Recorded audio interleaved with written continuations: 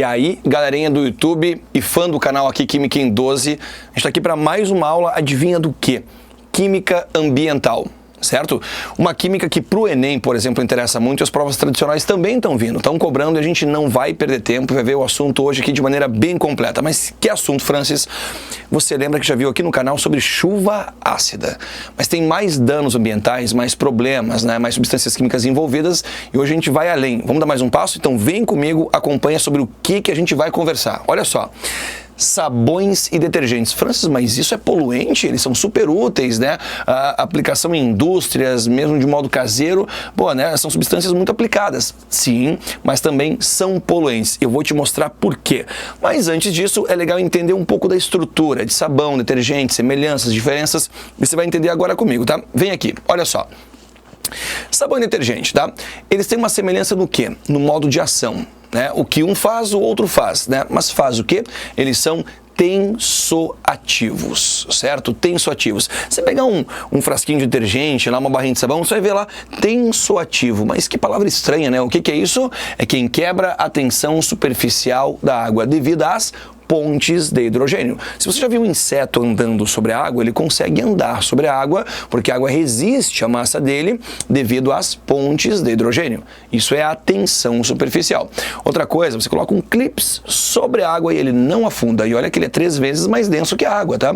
Ele não afunda porque a água ela realiza as pontes de hidrogênio, que no processo de limpeza isso pode ser um problema, tá? E aí, o sabão, o detergente, atua como tensoativo, quebrando justamente essa interação que a água faz. Como que é a molécula de um sabão ou detergente, tá? Eles têm uma certa semelhança na estrutura, repare, tá? Então, há o grupo funcional, por exemplo, aqui da molécula, estou te mostrando moléculas de sabão, mas detergente funciona de modo semelhante, tá? Aonde eu tenho a região polar, certo? A região polar, e se é polar, ela é hidrofílica, tem afinidade com água, pegou? Então, o grupo funcional, seja do sabão ou do detergente, é a parte polar ou hidrofílica, e sempre a parte carbônica, certo? Seja sabão, seja detergente ou até uma outra substância orgânica, tá? Ela vai ter então a parte carbônica sendo a parte aqui apolar ou hidrofóbica. Muito bem, então não perde isso, né? O grupo funcional é onde a interação com água ela acontece, ok? Que interação, Francis? Íon dipolo, por exemplo, tá? É aqui a região polar da cadeia, então o grupo funcional. E a região carbônica, então é a região apolar ou hidrofóbica. Não tem afinidade com água, legal? Uma coisa importante, se a substância tem uma região polar e uma região apolar, nós falamos que ela apresenta um comportamento anfifílico ou anfipático, pegou? Tá? Então, olha só aqui, anfifílico ou anfipático. Anfifílico, o que é isso, tá? Anfi significa duplo, então tem um duplo comportamento na questão de polaridade, certo? Você conhece a palavra anfótero, a palavra anfiprótico, a palavra anfíbio que a biologia utiliza? Então, o prefixo anfi indica isso pra gente, tá? Um duplo comportamento. Os sabões detergentes, então, eles são anfifílicos ou anfipáticos, perfeito? Muito bem, galera. Agora, o que eu preciso que você entenda também, tá? Como diferenciar um sabão de detergente. Repare só, tá? Um sabão pertence ao grupo orgânico, à função orgânica sal de ácido carboxílico. Eles são sais orgânicos, certo? Sais orgânicos. Para ser mais específico, sais de ácidos carboxílicos. Você pode pegar, né, um certo éster, por exemplo, fazer uma reação de saponificação e gerar então ali, né, um sabão. Muito bem, galera, um sal de ácido carboxílico. Reparem, a cadeia carbônica, o grupo funcional, tá relembrando? A parte hidrofóbica, né? A parte carbônica, a parte hidrofílica, certo? O grupo funcional. Enquanto um detergente, pessoal, ele é um sal de ácido sulfônico. É uma outra função orgânica, uma origem bem diferente, tá? E nós temos então, por exemplo, aqui, né, a cadeia carbônica também e aqui o grupo funcional que caracteriza um sal de ácido sulfônico. Reparem que eu estou colocando, pessoal, tá? Aqui 3 moléculas e você está vendo uma mensagenzinha nelas, né? Detergente biodegradável, detergente não biodegradável. O que é isso, tá? Eu vou voltar 2 casinhas e te falar. Todo e qualquer sabão é biodegradável. Isso é bom, né? Para o meio ambiente isso é bom, tá? Então todo e qualquer sabão, ele é biodegradável, perfeito? Identificou que o cara é um sabão, você sabe que ele é biodegradável. E detergente é ou não é? Agora você já sabe, né? Ele pode ser, ele pode não ser biodegradável. Eu quero que você olhe para essas cadeias e perceba a diferença que existe entre elas, tá? E aí, pessoal, que diferença estrutural tem entre elas? Essa é uma cadeia linear, não é isso? Você pensou assim, França, ela é uma cadeia normal. Isso, ela é uma cadeia normal, não apresenta ramificações. Já, por exemplo, então, essa cadeia aqui é o oposto. É uma cadeia ramificada, ela apresenta carbonos terciários. Então, assim, você tem aqui um detergente que é não biodegradável, que é muito perigoso, na verdade, né? Então, o que persiste no ambiente e fica lá, né? Poluindo durante um bom tempo. Pegou, então? Todo sabão é biodegradável. Detergente, se a cadeia for, então, normal, linear, ele é biodegradável. Se a cadeia, então, for ramificada, ele não é biodegradável. Um grande problema. Tá, França, você falou que a aula ia ser de química ambiental. Eu não estou entendendo o que sabão e detergente ainda tem a ver com impacto ambiental. Eu vou te provar, eu vou te mostrar, tá? O que acontece, pessoal? Olhe só esse local. Tá? Uma imagem então do rio Tietê, por exemplo, em Sertãozinho, São Paulo, onde você vê uma coluna de pelo menos 2 metros de espuma, 1,50 m, 2 metros de espuma. Tá? E aí, isso é impactante? Provei, né? Isso é muito impactante, tá? Por quê? Porque você não tem mais a entrada de luz nesse meio aquático. A cadeia alimentar está interrompida, certo? A entrada de oxigênio está completamente obstruída. Então, a vida nesse meio aquático está comprometida demais, tá? Demais. Pessoal, então, a presença de sabão detergente em um meio aquático, tá? É muito impactante, é muito poluente, tá? Bom, então devemos controlar esse despejo, né? Evitar esse despejo aí em casas, empresas, enfim, e evitar esse impacto ambiental. E há um agravante. Se uma questão de uma prova falar em períodos de estiagem, isso aqui tende a piorar ou tende a na verdade, ficar menos grave, tá? Tende a piorar. Por quê? Porque o volume da água diminui em estiagem, o que aumenta a concentração. E aí, pessoal, a formação de espuma ela é muito mais fácil. Então, sabões e detergentes são super úteis, mas podem ser um problema também aí de impacto ambiental. Pegou? E eu quero trocar agora a ideia de mais uma coisa contigo, tá? Acompanha aqui.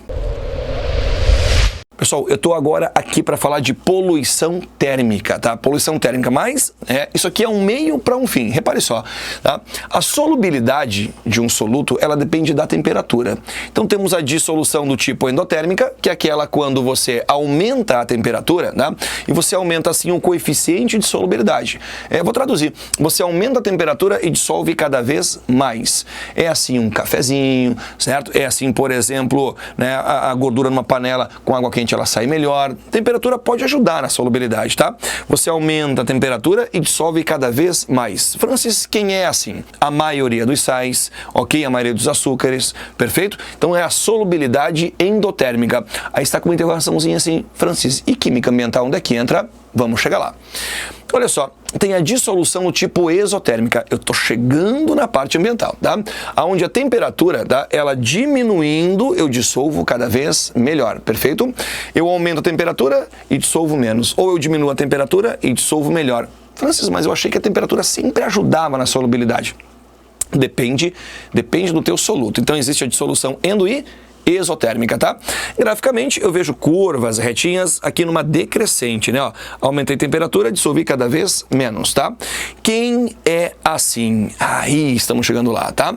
Pessoal, os ácidos têm esse comportamento, ok? Por exemplo, o ácido sulfúrico. Se eu coloco ele em água, ele libera calor. É uma dissolução do tipo exotérmica, tá? O próprio Enem, várias provas por aí já cobraram esse comportamento, tá?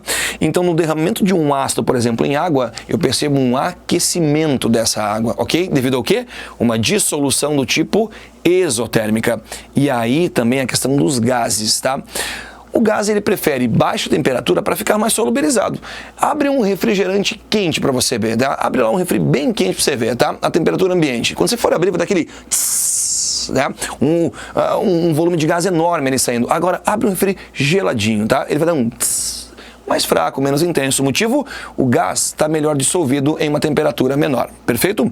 Então, o gás prefere baixa temperatura para ficar mais solubilizado. E gás também prefere, pessoal, o seguinte, alta pressão, ok? Para ficar melhor solubilizado. Vamos resumir a história? O que gás prefere? Baixa temperatura e alta pressão. Baixa temperatura e alta pressão. Mas e a química ambiental? Onde é que entra? A química ambiental entra nesse ponto aqui, ó, na poluição térmica, tá? Explica isso, Francis. Por exemplo, uma usina, ok? Uma termoelétrica, uma indústria qualquer, utiliza água, ela capta água fria, por exemplo, de um rio, de uma lagoa, do oceano, para resfriar o quê? Reatores, caldeiras, ou algum processo, enfim, que ela vai fazer, tá? Ela pegou essa água fria, acompanhou? Agora ela vai devolver essa água fumegante, essa água quente, limpa, mais quente. Quando essa água cair no ambiente, o que ela vai fazer? Aquecer aquele meio aquático e você vai ter daí o oxigênio perdendo solubilidade. E o oxigênio indo embora, pessoal, indo embora, a vida está comprometida. Você vai ter uma diminuição na disponibilidade de oxigênio naquela água, a vida está comprometida. Tá? Então, mesmo a água sendo limpa, ela é quente. Isso, então, ganha uma expressão chamada poluição térmica. Aí você tem grandes problemas, né? Porque a vida no meio aquático, boa parte é psilotérmica, né? Isso significa a temperatura corporal daqueles organismos ali, na verdade, são dependentes da temperatura do ambiente, perfeito? Tá? E o oxigênio dissolvido vai estar menos dissolvido. Por que motivo, tá? Você está aquecendo a água e os gases todos têm dissolução do tipo exotérmica, tá? Então, aparentemente, uma água limpa não é impactante, mas se a temperatura for alta, ela é muito impactante, tá? Bom, pessoal, falamos aqui de dois problemas ambientais, tá? O sabão detergente em local inadequado, ele é um poluente altamente impactante. Pegou? Legal, né? Outra coisa, então, a poluição térmica, isso é você fazer um despejo de água quente, limpa mais quente, né? No ambiente é impactante também, certo? Isso vai somando com outras aulas que o canal já tem aqui à disposição, tá? E fique atento, mais aulas dessa química ambiental vem por aí. Eu te espero aqui no nosso canal, tá? Se inscreve aí, ativa o sininho e acompanha o Química em 12. Um abraço, tchau, tchau!